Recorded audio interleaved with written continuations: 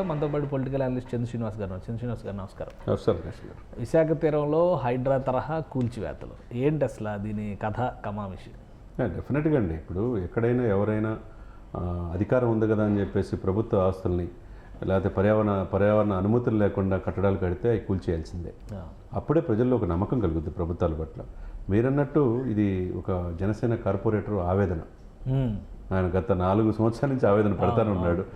మూర్తి Yadav corporator ఆయన హైకోర్టుకి వెళ్ళాడు, కింద లోయర్ కోర్టులకు వెళ్ళాడు. ఇట్లా పర్యావరణ అనుమతి లేకుండా విశాఖ సుందర నగరాన్ని వశపరుచుకుంటున్నారు అధికార పార్టీ, ఎక్కడెక్కడ కబ్జాలు చేస్తున్నారు అనేది ఆయన మొదటి నుంచి కూడా ఆధారాలతో ఆయన్ని జనసేన ఒక్కటే ఆ విధంగా ముందుంచి ఒక కార్పొరేటర్ స్థాయి వ్యక్తి పెద్దల్ని అప్పుడు పరిపాలించిన పెద్దల మీద పోరాడుతున్నారంటే ఆ పోరాటాలకు ఫలితమే సెప్టెంబర్ 5న హైకోర్టు నుంచి ఆయన తీసుకొచ్చారు. దానికి ఏంటంటే తాత్కాలికంగా ఒక గేట్ ఒకటి తొలగించేసి వదిలేశారని ఉద్దేశంతో మళ్ళీ హైకోర్టుకి వెళ్ళాడు ఆయన. పూర్తిగా 4 అంటే ఆల్రెడీ అప్పుడు కూల్చివేసింది పూర్తిగా కాలేదా, పరిపూర్ణం కాలేదని. ఎందుకంటే అది 4 ఎకరాలు విస్తీర్ణం సార్. అది భీమల దగ్గర సముద్ర తీర ప్రాంతంలో సిఆర్జెడ్ ఆ యొక్క సముద్ర ఇదిని ఉల్లంఘించి పర్యావరణ అనుమతి లేకుండా నక్షత్ర చాలా కట్టారు కదా సముద్ర తీరంలో, పెద్ద పెద్ద ప్యాలెస్లు ఇవన్నీ కూడా కట్టారు కదా అన్ని వరుసపెట్టి. అంటే ఇక్కడ వరుసపెట్టి ఇప్పుడు అది కోర్టులో ఉంది కాబట్టి కోర్టు అది అక్కడ అక్రమ కట్టడాలు కూల్చేయమని చెప్పింది కాబట్టి చుట్టూ సముద్రం చూడండి. అక్కడ భీమల బీచ్లో మధ్యలో గోడ కట్టేసేసారు సార్ 4 ఎకరాల విస్తీర్ణంలో. ఎవరు? విజయసాయిరెడ్డి గారి కూతురు నేహారెడ్డి గారు. అంటే అనుమతులు ఉండే కట్టి ఉంటారు కదా, మరి అంత పెద్ద స్థాయి వ్యక్తులు. ఇప్పుడు హైకోర్టు అనుమతులు లేవని కదా కూల్చేసేమంది.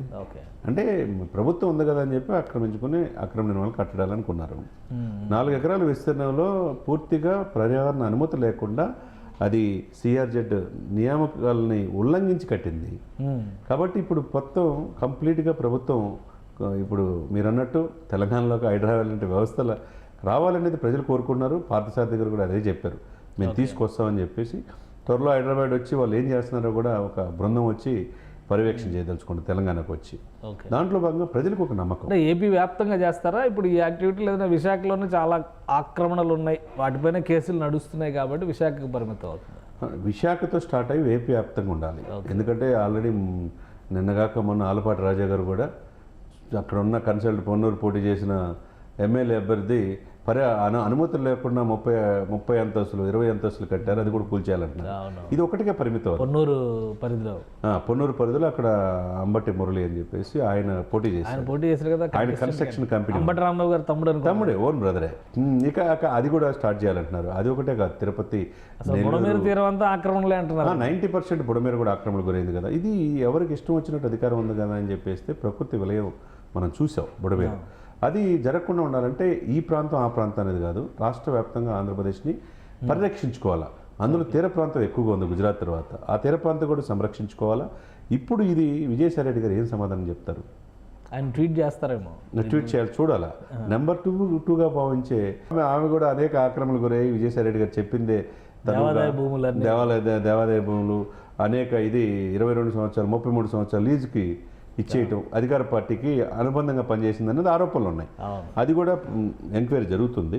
ఇప్పుడు తన సొంత కూతురు నేహారెడ్డి గారు నక్షత్ర హోటల్ అని చెప్పేసి ప్రభుత్వ భూముల అనుమతి లేకుండా పర్యావరణ అనుమతి సముద్ర తీర ప్రాంతాలు కట్టకూడదని తెలిసి కూడా ఇలా చేసిన దానికి ఒక వ్యక్తి పోరాడి, ఒక కార్పొరేటర్ పోరాడి హైకోర్టు నుంచి తీసుకొచ్చి మొత్తం కూల్చేసేయమన్నారంటే ఇప్పుడు నిన్నగాక మొన్న ప్రకృతి చూసాం మనం. ఖమ్మం జిల్లాలో అటు విజయవాడ ప్రకృతి. ఎందుకంటే పర్యావరణం మనం హైయెస్ట్ రైన్ఫాల్ ఈసారి ఏపీ తెలంగాణలో ఉంటుందని ఒక వార్నింగ్ కూడా వచ్చింది. అస్సాం తర్వాత డిజాస్టర్స్ ఎక్కువ ఉన్నాయి. మొన్న చూడండి రిషికొండలు కూడా బోడిగుండు చేసేసి ప్యాలెస్ కట్టారు. 500 కోట్లు విలువ చేసి అత్యంత అధునాతనమైన టెక్నాలజీతో కట్టారు. అది ఎవరి కోసం కట్టారు? సీఎం క్యాంప్ ఆఫీస్ కోసం. ఇప్పుడు ఇది నక్షత్ర హోటల్ ఎవరి కోసం కడుతున్నారు? విజయసాయిరెడ్డి గారు కూతురు కోసం.